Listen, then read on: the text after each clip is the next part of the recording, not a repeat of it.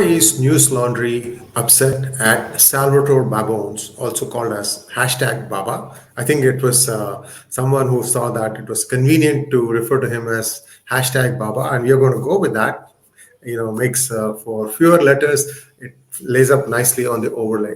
Why are these people taking aim at Salvatore Babones? Well, he is disrupting their script. And who's writing their script?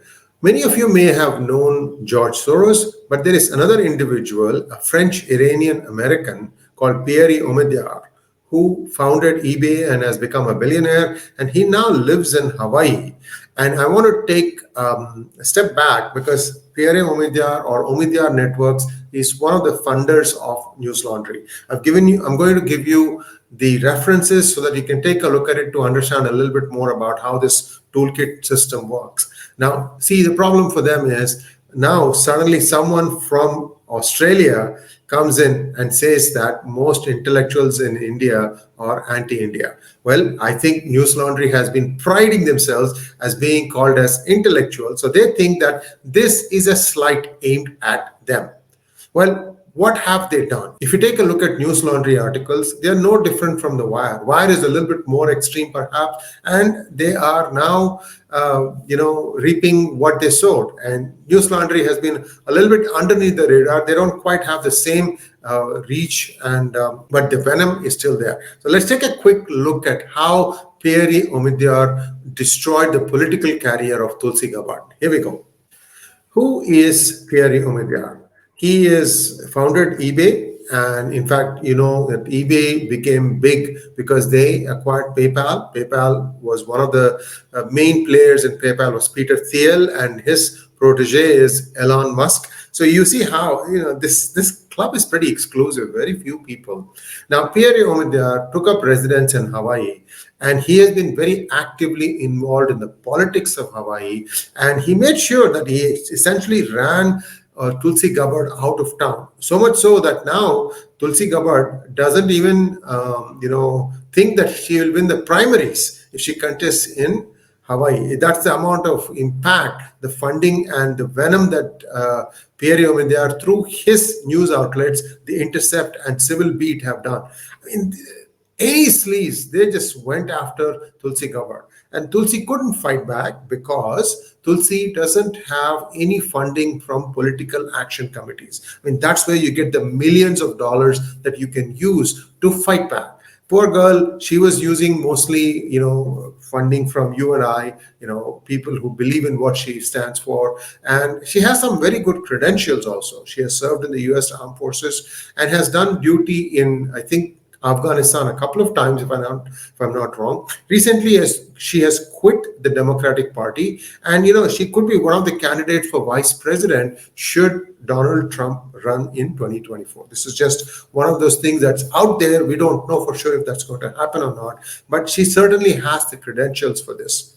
She embraced Hinduism, I think, about 25 years ago. She calls herself Hindu. In fact, at a time when there was no other Hindu American congressman or senator, she was the lone Hindu in Capitol. So now let's take a look at why NewsLaundry is upset at Salvatore Babones, because he has been, critical of some of the work that news sites such as NewsLaundry do, because and he, he's not just saying that what NewsLaundry is publishing is a lie. He takes up the data and then he starts drilling into the antecedents of the people who are putting out this data. And that's where, these things start falling apart, because this is an ecosystem. You do something, I'll amplify you, and somebody else will pick up and run from here. Suddenly, everybody feels like the whole world is against them. So this is the image that they try to create. Very small group, but well-funded and ideologically aligned to trying to create chaos. This person is something similar to George Soros, perhaps not on the same scale, but you will see Omidyar's hand in many other conflicts across the world. I don't know what orgasmic delight they get from doing these kinds of things. Just go and retire and enjoy sunset and sunrise in Hawaii, instead of which, they do all this sleazy stuff. Anyway, that's just my 2 cents. It's a great island, the set of islands, Hawaii, and beautiful place. You can really, really enjoy life, however many years that you can spend there. It's a beautiful, beautiful place. Rains a lot, but the sun is also out. The temperature almost always hovers around 70 degrees Fahrenheit, plus or minus 5-10 degrees, and that's about it. The ocean waters are warm, breathtaking walks, waterfalls. You think about it, they have everything. They even have some desert area in there. Anyway, I've always liked to go to Hawaii for my vacations, just my preference. The venom report, which said that Afghanistan and Pakistan have more freedom than India. I mean, this is like ludicrous.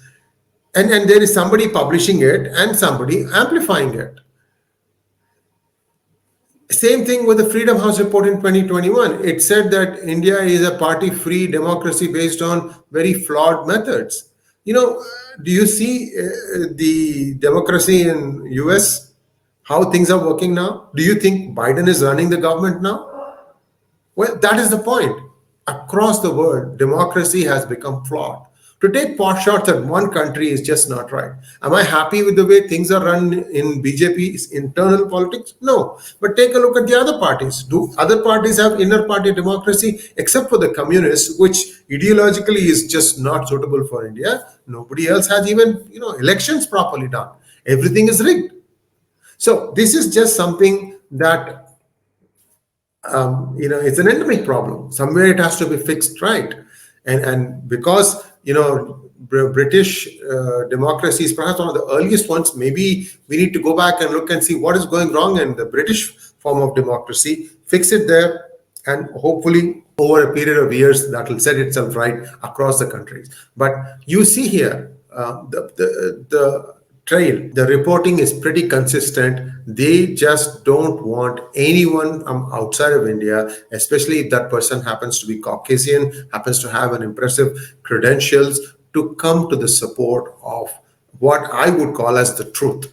I'm not a right-winger, I'm not a left-winger, I'm merely somebody who's observing and telling you what I observe. It's up to you to decide whether NewsLaundry is bigoted in its reporting, whether they are ultra-left-leaning, and why are they that way. They took small amount of funding from Pierre Omidyar, so about 4.6 crores, and I don't know how they are maintaining themselves today. Today, media business is very, very tough.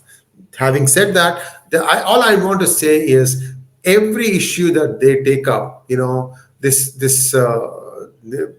somehow I want to try and find something that I can throw as mud at the Modi government to see if it sticks. That seems to be the philosophy of NewsLaundry. Is NewsLaundry going to be also audited for laundering? I have no idea. All I know is that their initial funding was from Pierre Omidyar Networks. But the ideology is right there. And these are all a part of a dying breed, with NDTV now dissolving into thin air. I mean, Ravish Kumar gone, Hindi is completely, at least orphaned right now. Somebody else will come up, sure.